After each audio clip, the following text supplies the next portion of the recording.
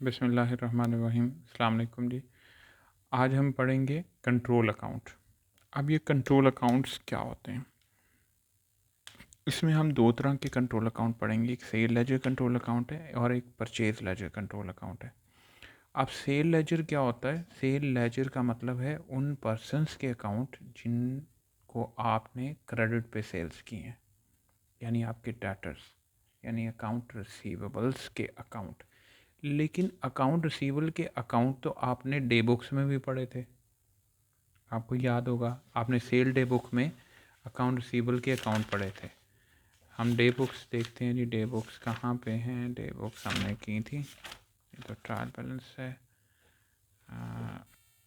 तो हमने cell day book में सेल लेजर पढ़े थे, जिनमें हमने हर बंदे का नाम लिखा था और उनमें सेल्स की एंट्री की थी। इसी तरह हमने जनरल लेजर में सेल्स का अकाउंट बनाया था और सारे पर्सन के नाम लिखे थे। अब देखें, जो बिज़नेस होता है उसमें अलग अलग तो अकाउंट बन रहे होते हैं, लेकिन इन सब का एक कंबाइन अकाउंट भी बन रहा होता है, जिसको हम सेल लेजर कंट्रोल अकाउंट बोलते हैं। अब सेल लेजर कंट्रोल अकाउंट बिल्कुल इसी तरह ही बनता है कि सेल्स उसकी डेबिट साइड पे आती है और जो वो पेमेंट करता है पेमेंट इस साइड पे आ जाती है। तो इस तरह से टी अकाउंट, जिस तरह आपने ये देखें, ये आपने एक अकाउंट जनरल एंट्रीज याद होंगे की थी बी प्लान में। तो बी प्लान को जब सेल्स की तो बी प्लान डेबिट हुआ, सेल्स क्रेडिट हुई, तो बी प्लान के अकाउंट में डेबिट साइड पे सेल्स आ गई। इसी तरह जब आप बी प्लान से रिटर्न आई तो आपने रिवर्स एंट्री कर दी, सेल रिटर्न डेबिट की और बी प्लान क्रेडिट किया। तो सेल रिटर्न डेबिट की, बी प्लान क्रेडिट हुआ तो सेल रिटर्न उसकी क्रेडिट साइड पे आ गई। इसी तरह जब बी प्लान ने आपको पेमेंट कर दी तो पेमेंट करने की एंट्री होती है, कैश डेबिट होता है, बी प्लान क्रेडिट, तो बी प्लान की क्रेडिट साइड पे कैश आ गया। इसी तरह आपने देखा कि एंड पे उसकी बैलेंस बचा 370, यानी टोटल आपने 944 की सेल्स की थी, जिनमें से ये एडजस्ट हो गई सेल रिटर्न और ये पेमेंट हो गई, तो पीछे बचे 370। इसी तरह का ही अकाउंट हम बनाएंगे जिसे हम सेल लेजर कंट्रोल अकाउंट बोलते हैं। अब उसमें और इसमें फ़र्क क्या है? ये इंडिविजुअल एक डेटर का अकाउंट है, वो सारे डेटर्स का इकट्ठा अकाउंट होगा, यानी इसकी सेल, इसकी सेल, इसकी सेल, इन तीनों को टोटल करेंगे और वो टोटल एक दफ़ा ही लिख देंगे सेल्स के नाम से। इसी तरह इसने पेमेंट की, इसने पेमेंट की, इसने पेमेंट की, तो इन तीनों की पेमेंट को आप इकट्ठा एक ही अकाउंट में लिख देंगे। इसकी रिटर्न आई, इसकी रिटर्न आई, इसकी रिटर्न, इन तीनों की रिटर्न को इकट्ठा लिख देंगे। इसी तरह इसका कैरी डाउन बैलेंस आया, इसका कैरी डाउन आया, इसका कैरी डाउन आया, उसको इकट्ठा लिख दिया। जिस तरह कैरी डाउन आ रहा है, इसका ब्रॉड डाउन भी हो सकता है, यानी ओपनिंग बैलेंस भी हो सकता है कि महीने के आगाज़ में या महीने की बिगनिंग में इसके कुछ पैसे पेंडिंग हो, तो वो brought down balance debit side पे आएगा। ठीक है, क्योंकि ये डेबिट्स बैलेंस है, डेबिट बैलेंस बता रहा है हमने इतने पैसे उसे लेने हैं, लिखा क्रेडिट साइड पे इसलिए ताकि ये टैली हो जाए। ठीक है, तो इसका ब्रॉड डाउन जब लिखेंगे तो वो डेबिट साइड पे लिखेंगे। सम टाइम क्वेश्चन के अंदर आपको ओपनिंग बैलेंस भी दिया होगा, क्लोजिंग भी, तो ओपनिंग डेबिट साइड पे आएगा और क्लोजिंग क्रेडिट साइड पे आएगा। इस साइड क्लियर? अब हम control account cell ledger control account बनाते हैं। यहाँ पे हम लिखते हैं सेल्स लेजर कंट्रोल अकाउंट।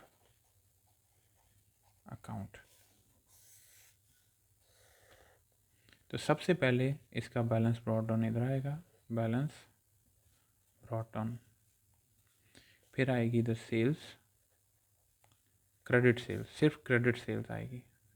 याद रखें, जो अकाउंट रिसीवेबल्स होते हैं या डेटर्स होते हैं, वो अराइज ही तब होते हैं जब उनसे क्रेडिट सेल की जाती है। अगर वो आपने उन्हें कैश सेल किए हैं तो वो आपके डेटर्स नहीं, वो आपके कस्टमर होंगे। ठीक है, तो हम डेटर्स का अकाउंट बना रहे हैं, कस्टमर का नहीं। तो हैं ये भी कस्टमर, लेकिन ये उधार वाले कस्टमर हैं। अब इस साइड पे क्या आएगा जी? इस साइड पे सबसे पहले सेल्स रिटर्न आ जाएगी। आपने सेल्स की है, रिटर्न भी हो सकती है, तो रिटर्न आ गई। अब इसकी जनरल एंट्री मैं करा चुका हूँ कि ये कैसे आएगी। डेटर क्रेडिट होते हैं, सेल रिटर्न डेबिट, तो डेटर की क्रेडिट साइड पे सेल रिटर्न आ गई। इसी तरह जब पेमेंट होगी, कलेक्शन होगी, चेक मिला है तो बैंक अकाउंट आएगा, अगर कैश मिला है तो कैश अकाउंट आएगा। उसके बाद आपने देखना है कोई बैड डेट्स भी हो सकते हैं, यानी आपके कुछ डेटर ऐसे थे जो बैंकरप्ट हो गए।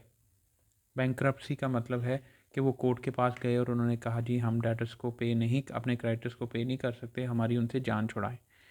तो फिर कोर्ट क्या करती है, कोर्ट उनके सारे एसेट्स सीज कर लेती है, उन्हें बेचती है, और जो पैसे बचते हैं वो उसके डेटर्स को, उसके क्रेडिटर्स को पे कर देती है। तो ऐसी सिचुएशन को बोलते हैं बैंक्रप्सी। अब इस सिचुएशन में आपको पूरे पैसे नहीं मिलते। आपने से 100 रुपीज़ दिए हैं तो 100 नहीं मिलेंगे, आपको हो सकता है 25 रुपीज़ मिले, तो बाकी 75 आपके बैड डेट हो जाते हैं। अगर कोर्ट बैंक्रप्सी डिक्लेयर करे तो बाकी के फिर आपको बैड डेट करने पड़ते हैं। तो बैड डेट आगे फिर आपके क्या आ सकता है जी, फिर आपके पास डिस्काउंट अलाउड भी तो आ सकता है, डिस्काउंट अलाउड। ठीक है, तो डिस्काउंट अलाउड डेबिट होता है और डेटर क्रेडिट होता है, क्योंकि डेटर को आप डिस्काउंट अलाउ देते हैं ना। डिस्काउंट अलाउ किसको देते हैं आप, डेटर्स को। डेटर्स जिनने पैसे पे करने होते हैं आप उन्हें कहते हैं कम पे कर दें और पे कर दें। तो वो फिर डिस्काउंट काट के आप कैश बुक में डिस्काउंट कॉलम डेबिट साइड पे लिखते हैं ना, उसकी जर्नल एंट्री क्या होती है, उसकी जर्नल एंट्री होती है discount allowed debit, debtor credit. इनकी सबकी जर्नल एंट्री मैं आपको करवा चुका हूँ, क्रेडिट सेल की, सेल रिटर्न की, बैंक की, कैश की, और बैंक कलेक्ट करने की यानी पैसे लेने की, और कैश लेने की, और बैड डेट्स की। बैड डेट की भी entry bad debt debit, debtor credit होता है।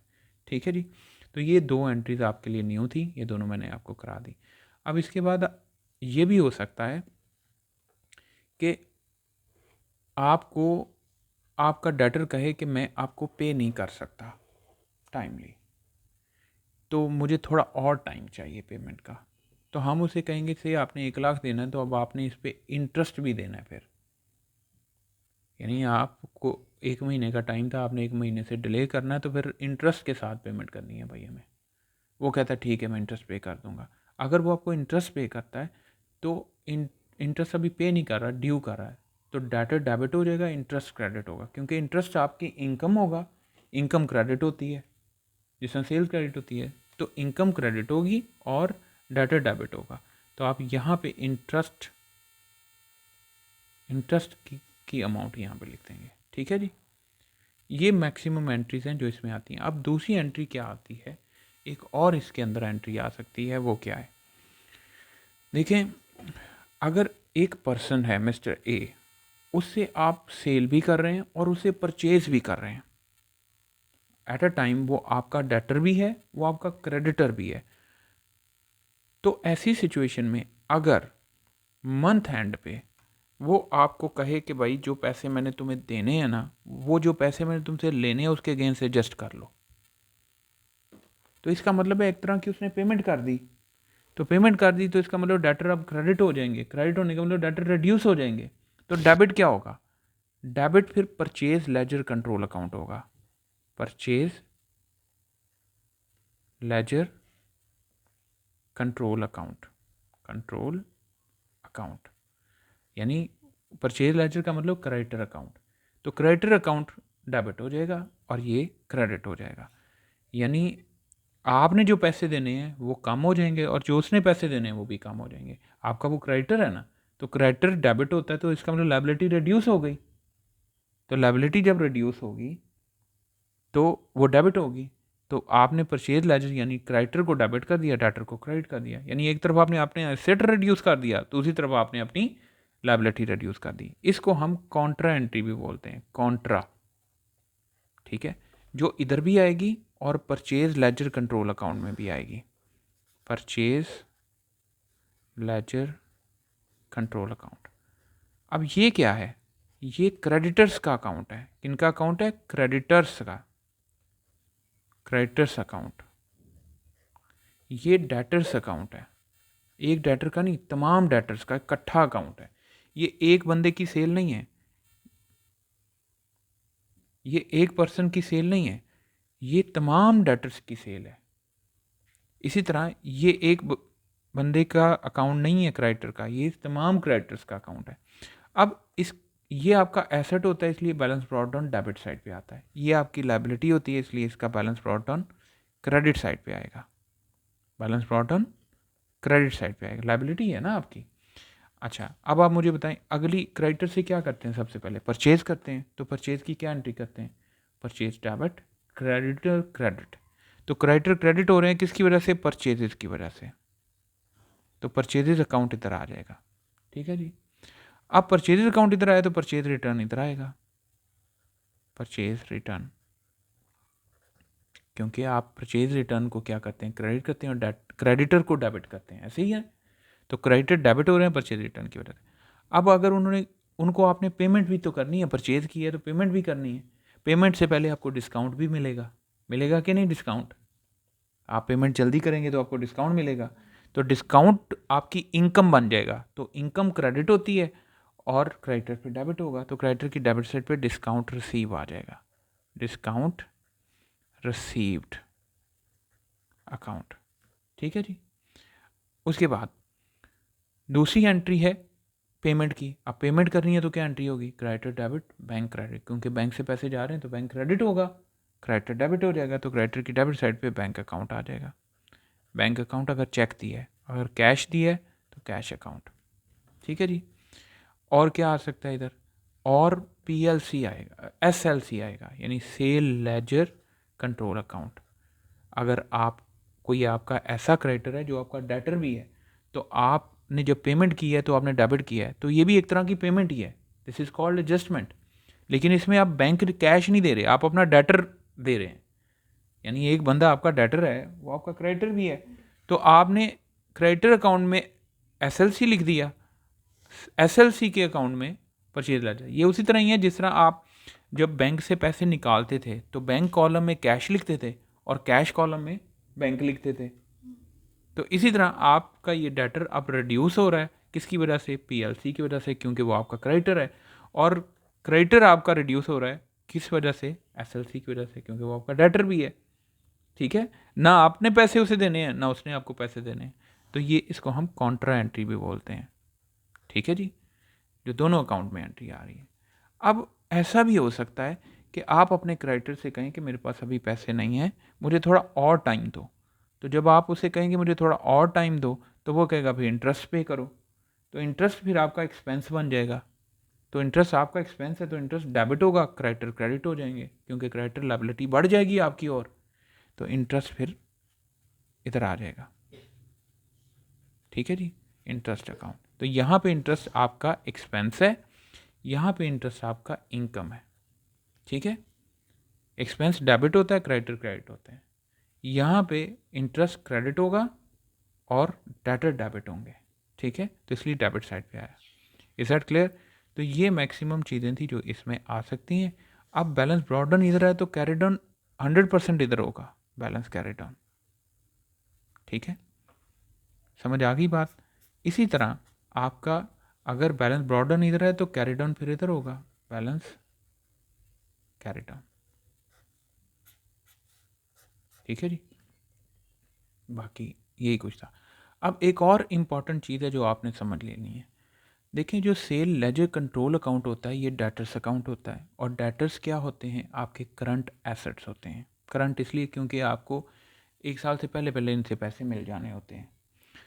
अब कुछ हमेशा ये होता है बिजनेसेस में, हमेशा ये होता है कि आपको सेल पहले करनी होती है, पैसे बाद में मिलते हैं, यानी क्रेडिट पे ज़्यादा ट्रांजैक्शंस होती हैं। तो इसका मतलब है मोस्ट ऑफ द टाइम आपने डेटर से पैसे लेने होते हैं, तो जब लेने होते हैं तो वो आपका बैलेंस इधर आएगा, यानी ये इसका मतलब है एरियर्स हैं। एरियर्स का मतलब है रसीवेबल्स हैं। अगर एरियर्स होंगे तो डेबिट बैलेंस होगा, और अगर क्लोजिंग भी एरियर्स आ रहे होंगे कि अभी आपने रिसीव करने हैं तो वो इस साइड पे आएगा। लेकिन सम टाइम ऐसा होता है कि कुछ डेटर आपको कहते हैं यार ये पकड़ो एडवांस में पेमेंट ले लो, चीज़ें बाद में भेज देना।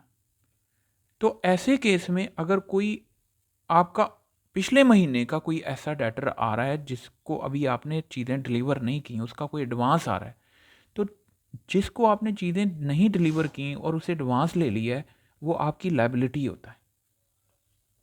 यानी से मैं अपने स्टूडेंट से फ़ीस ले लेता हूँ, अभी मैंने सर्विस तो नहीं दी, तो वो फ़ीस मेरे पास किस नाम से रिकॉर्ड होगी, वो लायबिलिटी के नाम से रिकॉर्ड होगी। एक तरफ तो कैश डेबिट हो जाएगा, दूसरी तरफ फ़ी एज ए लायबिलिटी क्रेडिट होगी, इनकम नहीं बनेगी वो मेरी। इसी तरह कुछ बैलेंस अगर आपके पास किसी ने एडवांस दिया हुआ है तो वो फिर आपकी लायबिलिटी बनेगी। बैलेंस ब्रॉट डाउन फिर इधर आएगा, और ये मैं लिख रहा हूँ आगे एडवांस अगर आपने एडवांस लिया हुआ है तो वो आपकी लायबिलिटी। अब मंथ के शुरू में भी एडवांस हो सकता है, मंथ के एंड पे भी एडवांस हो सकता है, तो जो मैं मंथ के एंड पे होगा वो बैलेंस से इधर आ जाएगा, बैलेंस कैरी डाउन वो इधर आ जाएगा। ठीक है, तो ये एडवांस है। अब याद रखें जो डेटर का नॉर्मल बैलेंस होता है वो डेबिट ही होता है।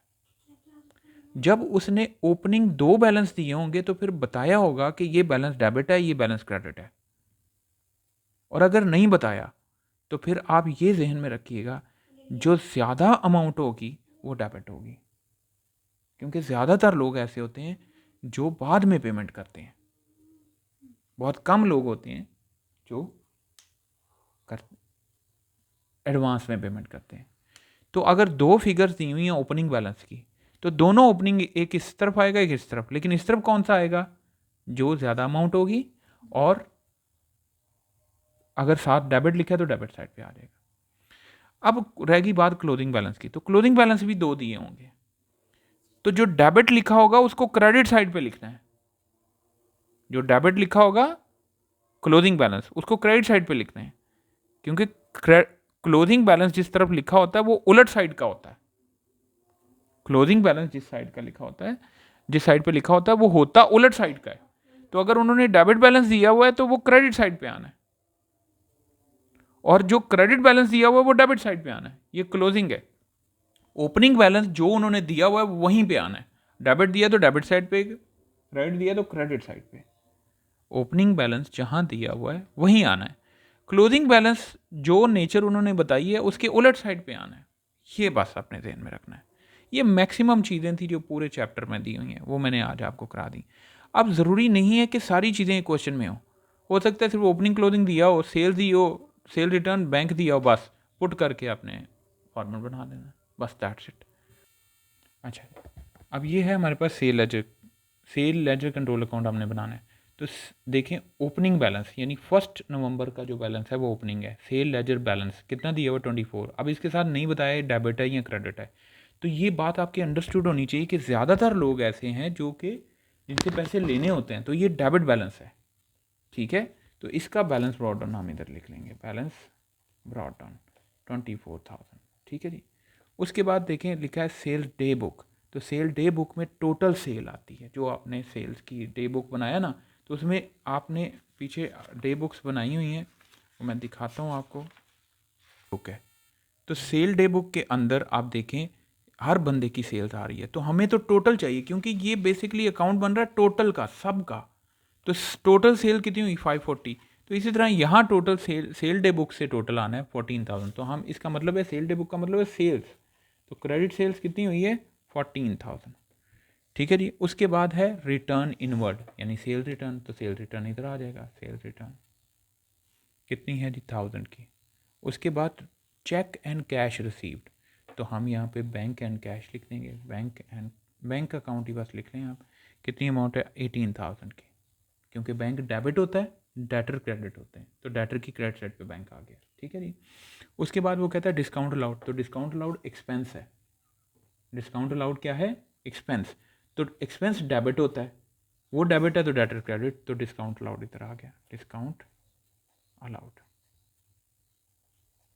Amount is 500। अब नीचे वो कहता है 30 नवंबर को सेल लेजर बैलेंस।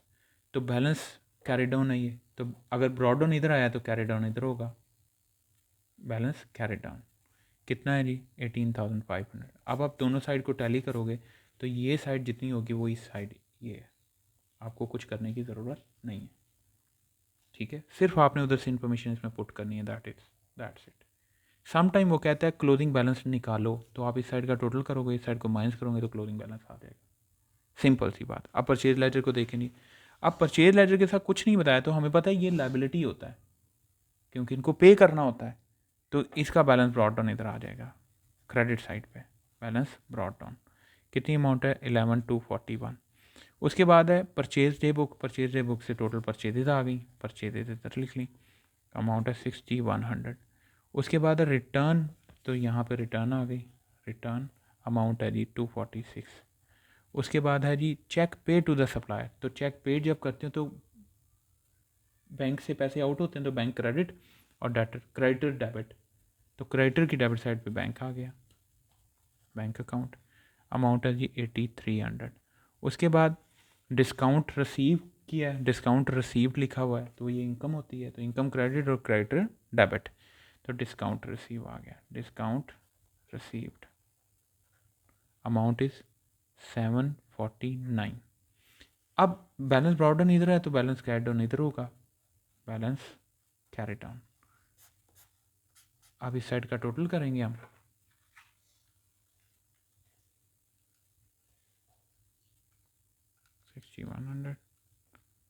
ये आ गया जी 17341, इस साइड का भी 17341 होगा क्योंकि ये साइड बड़ी है, तो जो बड़ी साइड होती है उसका टोटल दोनों तरफ लिख लेते हैं। अब इस साइड में से इसको माइनस करते हैं, -246 -8300 और -749, तो पीछे अमाउंट बची 8046, यानी ये साइड बड़ी है, इस साइड का बैलेंस है ये लिखा इस साइड पे ताकि ये दोनों साइडें बैलेंस हो जाएं। तो इसलिए मैंने कहा कि अगर उन्होंने क्रेडिट बैलेंस दिया हुआ है परचेज लेजर का क्लोजिंग वाला, अगर क्लोजिंग क्रेडिट बैलेंस है तो वो लिखना डेबिट साइड पे है, फिर ये टैली होगा। इसको इस साइड पे नहीं लिखना, क्रेडिट बैलेंस को क्रेडिट साइड पे नहीं लिखना, क्लोजिंग वाले को, ओपनिंग वाले को जिस साइड का बैलेंस है वहीं लिखना है। ये अगले महीने जब ब्रॉड डाउन होगा, यानी अगले महीने जब फॉरवर्ड होगा तो ये इस साइड पे आ जाएगा वापस, ठीक है। तो ये आपका sale ledger control account, purchase ledger control account दोनों बन गए 30.1 और 30.2। अब अगला क्वेश्चन देखें, यहाँ पे वो कह रहा है सेल लेजर कंट्रोल अकाउंट बनाएं। अब इस स्टार्ट, अब देखें यहाँ पे उसने क्या किया है, हमें सेल लेजर कंट्रोल अकाउंट में बना रहा हूँ, इसमें देखें ब्रॉड डाउन बैलेंस के सामने नहीं लिखा हुआ, कुछ नहीं लिखा हुआ, तो ये डेबिट बैलेंस है, तो यहाँ मैं बैलेंस ब्रॉड डाउन लिख रहा हूँ 12,000, ठीक है जी 12,000। अब यहाँ पे सेल डे बुक से अमाउंट है 9,000, तो सेल्स इधर आ गई 9,000। उसके बाद कैश एंड चेक पेड है तो बैंक इधर आ गया, बैंक अमाउंट इज़ 11,000। उसके बाद डिस्काउंट अलाउड है, डिस्काउंट अलाउड अमाउंट इज़ 1000। उसके बाद debit balance in sale ledger set off against credit balance in purchase ledger, ये है वो काउंटर एंट्री जो मैंने यहाँ पे लिखी है, ये देखें जरा, ये जो मैंने लिखी थी, जो उसने कहा है कि ये डेबिट बैलेंस था एक बंदे का जो कि आपका क्रेडिटर भी था, इसलिए उसको सेट ऑफ कर दिया, सेट ऑफ मतलब कैंसिल कर दिया परचेज लेजर के बैलेंस के साथ। तो फिर यहाँ पे क्या लिखेंगे हम, PLC में, यानी परचेज लेजर कंट्रोल अकाउंट, और परचेज लेजर के कंट्रोल अकाउंट में SLC लिखेंगे, ठीक है, और सॉरी इधर नहीं आना, इधर आना है PLC अकाउंट, ठीक है जी 100 का। अब वो कहता है डेबिट बैलेंस आपने फाइंड आउट करना है और क्रेडिट बैलेंस आपको दिया हुआ है, क्रेडिट बैलेंस दिया हुआ तो फिर कैरी डाउन इधर आएगा, कैरी डाउन डेबिट साइड, यानी दिया क्रेडिट है क्लोजिंग, लिखा डेबिट साइड पे जाएगा। अब इस साइड का टोटल करते हैं तो ये बन गया हमारे पास 21,050। अब इस साइड पे हमने कैरी डाउन बैलेंस निकालना है, तो इसे भी टोटल 21,050 बनाना है। तो अब इस साइड को 21,050 को माइनस करें 11,000 माइनस 1000 और माइनस 100, तो आपके पास बैलेंस आ गया कैरी डाउन 8950। अब आप देखें क्लोजिंग बैलेंस दो हैं, एक है डेबिट एक है क्रेडिट, सॉरी ये क्रेडिट है और ये है डेबिट बैलेंस, कौन सा बैलेंस ज़्यादा है, डेबिट बैलेंस। तो सेल लेजर डेटर का अकाउंट होता है, डेटर का डेबिट हमेशा बैलेंस होता है और डेबिट बैलेंस ही ज़्यादा होगा, क्योंकि ज़्यादातर वो लोग होते हैं जिनको आप उधार पे सेल करते हो, जिनसे रिसीव करने होते हैं, बहुत कम वो लोग हैं जिन्होंने एडवांस पे किया होता है, तो ये एडवांस में पे किया हुआ। इज दैट क्लियर ना। अच्छा यहाँ तो उसने एक ओपनिंग बैलेंस दिया हुआ था एक साइड का, अगले क्वेश्चन में हो सकता है दोनों साइड का दिया हो, तो वो भी ज़रा देख लें। अगला क्वेश्चन देखें हम,